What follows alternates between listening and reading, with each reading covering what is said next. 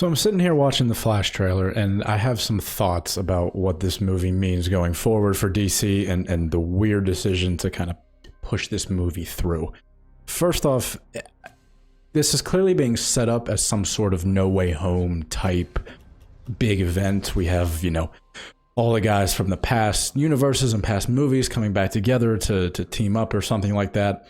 And this will obviously draw comparisons to Spider-Man No Way Home. And the problem with that is that these two movies can't really be compared in that light.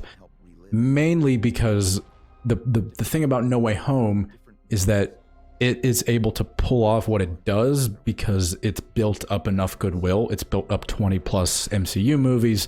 It's built up that nostalgia factor from the past 20 years of the Raimi trilogy and the Garfield movies that kind of have a revamp because of Garfield's performances, despite the fact that they're not very good movies.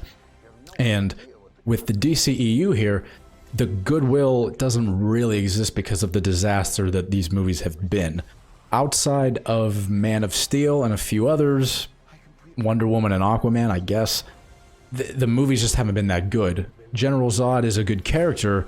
I'm not necessarily, longing for him to return in the multiverse movie that is coming right as James Gunn is taking over. This is the first movie that James Gunn is releasing under his, ownership of the DCEU, I guess, which is a very strange thing to me.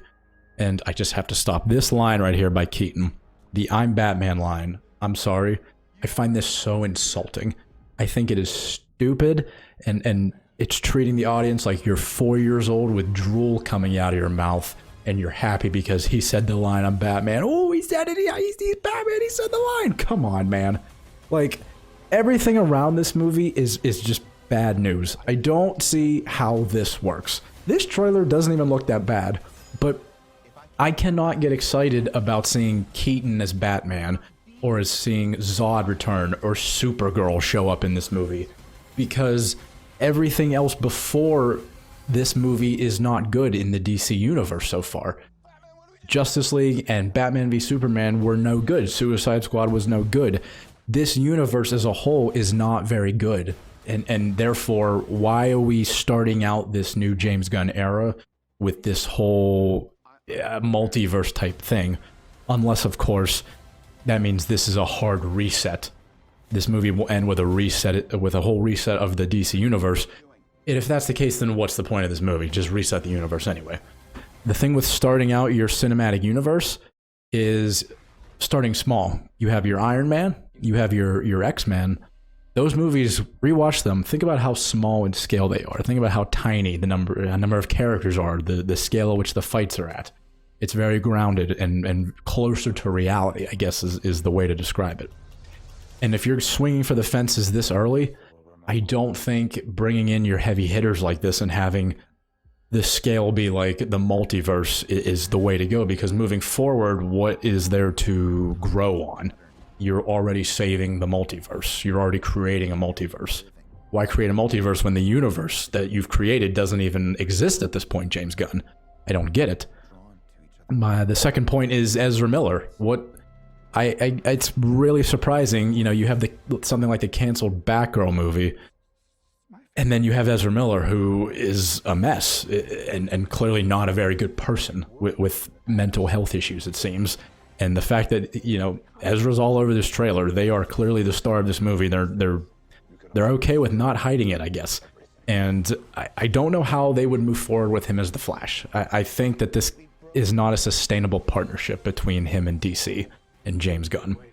And I'm definitely excited to see what James Gunn does with this universe and these characters, but I am just perplexed that this movie is still coming out and existing. Maybe it's just because you have all these stars coming back. This is not something you're going to cancel. The Batgirl movie is something you can afford to write off. But you got Keaton, you got Michael Shannon. You're not releasing this, so you might as well hype it up to the best of your ability, I guess. I don't think this is going to be a very good movie. Again, something like this where there's already a blueprint that Marvel has done, and it's based off of nostalgia. And people are nostalgic for Keaton, sure, but everything else in this universe, and there's a new Supergirl. I think it's just going to be a little too much to handle. No Way Home pulled it off because of everything that came before it. It was good, and everything that comes before this movie is, I would say, not good. Therefore, I don't know what this will come as. I think it's an interesting decision for Gunn to release this in this state. Maybe not even hold off on this a little bit until, you know, maybe you've built up goodwill as DC's guy, you know, release some other things first other than Suicide Squad and whatever else is coming down the pipeline. But I really struggle to get behind this movie. I don't think it's going to work. But I'm going to give it a shot. I'm going to go see it, obviously, and it's probably going to make a ton of money. This will probably make close to $1 billion, maybe around 800 million worldwide would be my guess. It might get $1 billion, actually. But who knows? This is the start of something very interesting. And yeah, that's all I got. I'm probably going to do more of these, I guess. So feel free to subscribe, and I'll catch you in the next video.